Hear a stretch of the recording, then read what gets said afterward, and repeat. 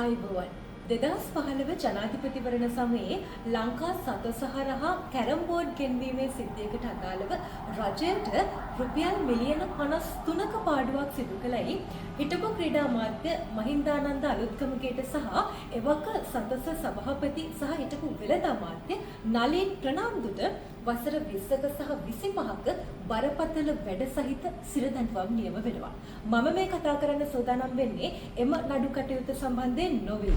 ලංකාවේ නෛතික පසුබිම අනුව විත්තිකරුවන්ට එරෙහිව එල්ලවන චෝදනා සාධාරණ සැකයකින් ඔබට ඔප්පු වීමත් එක්ක ලංකාවේ අධිකරණ පද්ධතිය ඇතුළේදී වරදකරුවෙක් වෙන පුද්ගලයෙකුට දෙන්න පුළුවන් ප්‍රධාන දඬුවම් ක්‍රම කිහිපයක් තියෙනවා.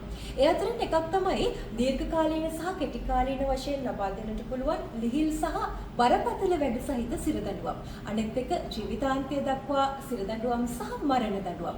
දැන් ඔබ දන්නවද මොකක්ද මේ බරපතල වැඩ සහිත සිරදඬුවමක් කියන්නේ කියලා? හැම බන්ධනාගාරයකම ක්‍රියාත්මක වෙනවා ඒ බන්ධනාගාරයට විශේෂ වෙච්ච වැඩ අංශ කිහිපයක්. ප්‍රේෂ කර්මාන්තය, ලොන්ඩ්‍රි කර්මාන්තය, වඩු කර්මාන්තය, මේ විදිහට විශේෂ වේවැල් කර්මාන්තය, මේ වගේ වැඩ අංශ කිහිපයක් හැම බන්ධනාගාරයකම ක්‍රියාත්මක වෙනවා. මහර බන්ධනාගාරයේ විතරක් විශේෂ ගල් කොරියක් ක්‍රියාත්මක වෙනවා.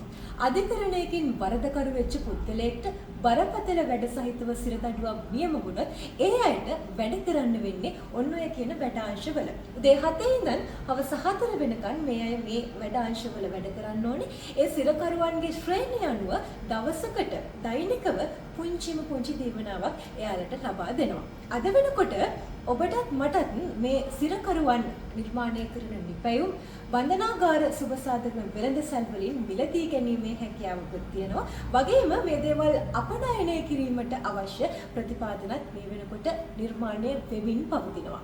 කොහොම වුණත් ඕනෑම සිරකරුවෙක් බන්ධනාගාර ගත වුණාට පස්සේ ඔහුව යොමු කරන වැඩ අංශය මොකක්ද කියන එක තීරණය කිරීමේ බලය තියෙන්නේ අදාළ බන්ධනාගාරයේ අධිකාරීවරයාට. ඒ අනුව මහින්දානන්දටත් නලින් ප්‍රනාන්දුටත් දෙන බරපතල වැඩ මොනවද කියන එක තීරණය කරන්න බලය තියෙන්නේ වැලිකඩ බන්ධනාගාරයේ අධිකාරීවරයාට.